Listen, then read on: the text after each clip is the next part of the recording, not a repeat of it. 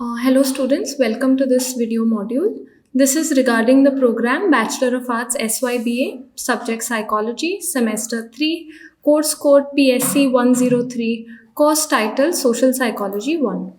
The title of this unit is Unit 4, Affiliation and Attraction. The module name is Ostracism and Discrimination. I am Asavari Naik, MA MSW, Assistant Professor at Government College of Arts, Science and Commerce, Khandwa. The outline of today's module would be as follows. So we will discuss two concepts, that is ostracism and discrimination.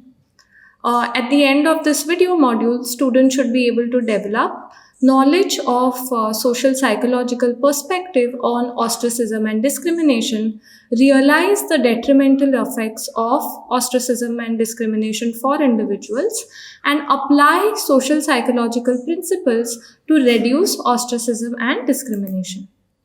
So let's begin with discussing what is ostracism. So ostracism is the experience of being excluded or ignored by another individual or a group. So why are we concerned about this as students of psychology or as students of social psychology is because ostracism can have very detrimental effects on people's lives because it threatens four fundamental needs. So these are the need for belonging, the need for control, the need for self-esteem, and also the need for meaningful existence. Now, how does it threaten the need for belonging? So the need for belonging, as you know, is the need to feel accepted by others or to be part of social groups.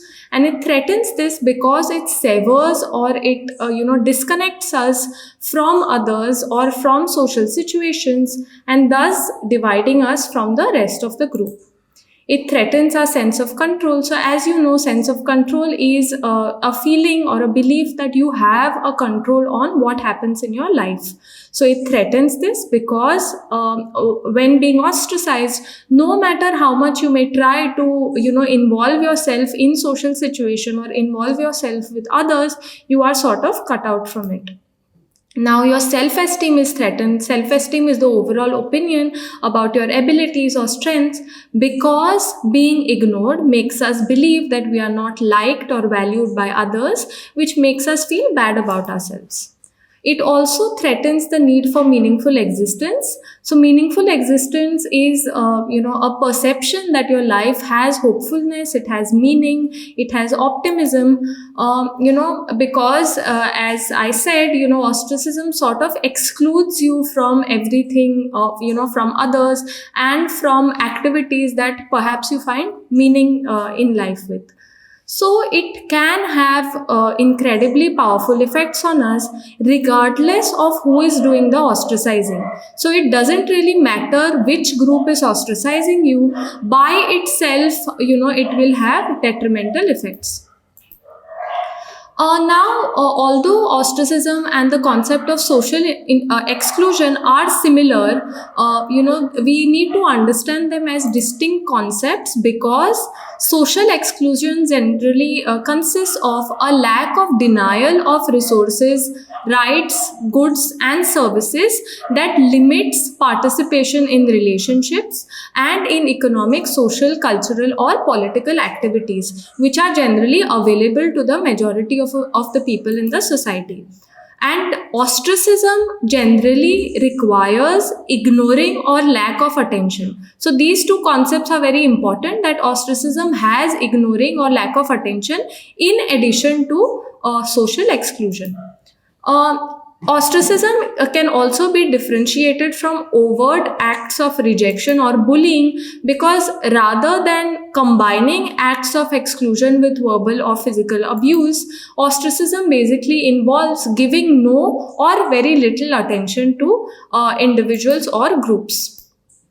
So, in many forms, ostracism permeates almost every aspects of individuals' lives, or it affects every aspect of our lives. And as some of you may know, short-term ostracism, which is time out, is routinely used in schools or in homes as a form of punishment. So for example, in schools, if your teacher tells you to, go outside the class, or if your parents send you to the room if you've, done something that they don't approve of, this is also a form of short-term ostracism. And most of us must have either experienced it, or we must have, administered this as a form of punishment to somebody. Now, the current research in social psychology focuses on the conditions under which ostracism can lead to pro-social responses or helping behavior, and the conditions wherein it can lead to antisocial or violent behavior. Now, let's come to the concept of discrimination. So, discrimination can be defined as the differential treatment of individuals belonging to a particular social group, community, or religion. So it is generally seen as the overt or the behavioral expression of something called prejudice.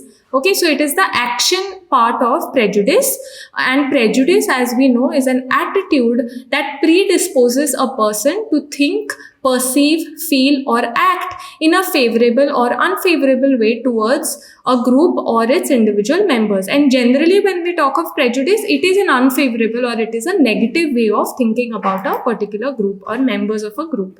So discrimination can hence be seen as prejudice in action, wherein the person discriminated against is sort of denied some sort of a privilege or a right that is accorded to other members of the society who do not belong to that particular group. So, for example, if women are denied promotion just because they are women, if people from certain castes are denied opportunities, whether it is educational or economic, or if, because you belong to an LGBTQ community, again, you are excluded from certain things, or the differential treatment of the majority religion towards religious minorities, these are all examples of discrimination. Now, a question may come to your mind about what is the difference between prejudice and discrimination. Let's discuss that. So, as I said, prejudice is an attitude, it is the thought component, whereas discrimination is the behavior. So, it is the action component that results from a particular attitude. And although, as we know, there can be laws that are made to control people's behavior or their action, so there are laws against discrimination, it is much more difficult to have laws, that sort of try to control people's negative attitudes or people's prejudices, or even laws to control more subtle forms of discrimination. So, in other words, more overt or more obvious forms of discrimination can be controlled and in some cases be eliminated, like I said, through the use of laws, but prejudicial attitude is much more difficult to control or to be eliminated. Okay. So now what are some of the examples of discrimination? So sexism and gender discrimination is one form of discrimination, which is discrimination towards individuals based on their sex or gender. So typically we talk about men or the larger society holding biases against women, but either sex can show sexism towards their own sex or gender or towards the opposite sex. So the examples of this could be female feticide, low nourishment of girls, violence against women, and so on. Casteism is another kind of discrimination which is rampant in our society, which is prejudice or discrimination based on caste membership. So examples of this could be caste violence, exclusion from religious or educational spaces, and so on. Racism is another kind of prejudice and discrimination against people who, based on their membership to a particular racial group. So now if we talk about the United States, there is talk of racism against African Americans, Asian Americans, Latinos, Native Americans, European Americans, and so on. Like for example, police brutality against African Americans in the United States.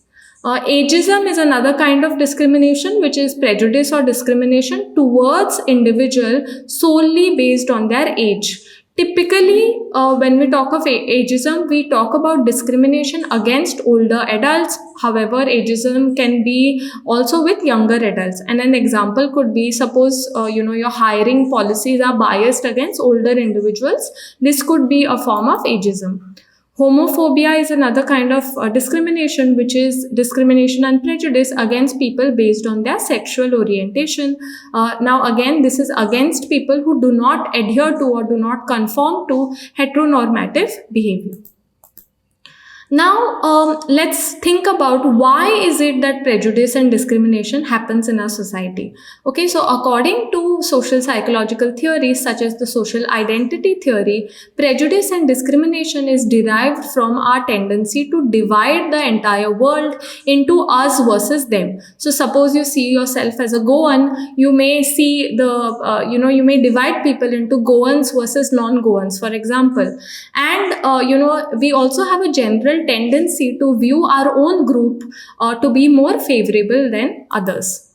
Another theory is that prejudice and discrimination comes from a threat to group interests. Okay, so every time there are resources, there is a competition for these resources, and this perceived competition between groups can result in conflict or prejudice or discrimination. Now, depending on what emotion underlies the attitude of prejudice towards a particular group, the discriminatory actions are different. Okay, now I'll explain what this means. So suppose your prejudice against a particular group reflects the emotion of anger, then the discriminatory behavior could be to directly harm people from this outgroup. However, if your prejudice is based on the emotion of pity or guilt, this may lead to an avoidance of the outgroup because it sort of evokes a feeling of distress in you. How can we control prejudice or discrimination? Okay, so social psychologists believe that yes, there are techniques which we can use to change or to reduce prejudice or discrimination. So one very obvious technique is learning not to hate. So as we know, we have picked up prejudicial or discriminatory behavior through our socialization, through what we learn in our homes, in our schools, and in our larger society. So children from a very early age can be taught not to hate others, or can be taught to be more tolerant towards people from all societies. And hence, socializing agents or people who we actually pick up these kind of things from, such as parents or teachers, can be trained to sort of teach this kind of tolerance and diversity training. Another technique is in encouraging direct contact between members of different groups. So what happens here is that this can lead to cross-group friendships. Okay, and when you know that you can be friends with members of an out group, or you see people from your own group being friends with somebody from an out group who you previously held some prejudicial attitude towards, this may sort of lead to positive effects. Prejudice can also be reduced through using a method called recategorization. So again, I said that prejudice or discrimination results from our tendency to divide the world into us versus them. So you can sort of train people to extend their definition of what is us. Okay, so instead of, for example, seeing yourself as a man, a woman, or a Goan, which are much more narrow categories, maybe you can train people to see, themselves as humans or as global citizens, for example, so that, your definition of us is broadened, and again, there is less scope for prejudice and discrimination.